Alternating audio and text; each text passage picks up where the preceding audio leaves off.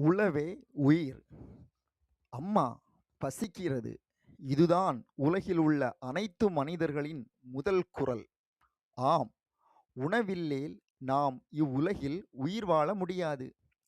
ஆதி மனிதன் தொடங்கி இக்கால மனிதன் வரை இன்றும் சுழன்று கொண்டே வருகிறது. உளவே உயிர். உளவே உயிர். நிலம் பண்படுத்த வேண்டும், விதை விதைக்க வேண்டும், நீர் ஊற்ற வேண்டும், சூரிய ஒளி மண்மேனியில் உதிக்க வேண்டும். தாயானவள் குழந்தையை ஈனுவது போல் நிலத்தில் இருந்து விதை வெளிவரும் நாள்தானே உழவனின் கண்ணில் ஆனந்த கண்ணீர் வழிகிறது. தாயானவள் குழந்தையை ஈனுவது போல் நிலத்தில் இருந்து விதை வெளிவரும் நாள்தானே உழவனின் கண்ணில் ஆனந்த கண்ணீர் வழிகிறது. குழந்தை பிறந்தாயிற்று, விட்டுச் செல்லவில்லை.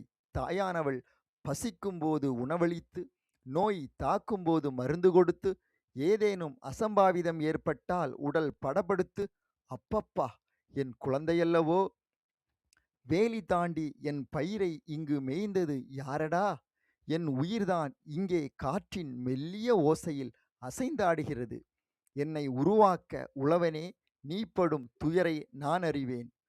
குளிரூட்டு அறையில் கால் மேல் கால் போட்டுக்கொண்டு உணவினை உண்டுவிட்டு மீதியை வெளியில் கொட்டும்போது என் வேதனையை யார் அறிவாய் தோழர்களே?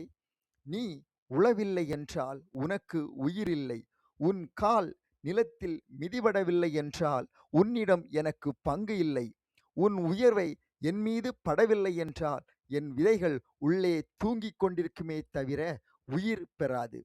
எழுந்திரு, உழவுதான் உயிரென்று இங்கே முழங்கிடு.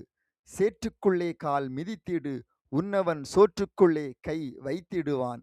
ஆம், சேற்றுக்குள்ளே கால் மிதித்திடு, உன்னவன் சோற்றுக்குள்ளே கை வைத்திடுவான்.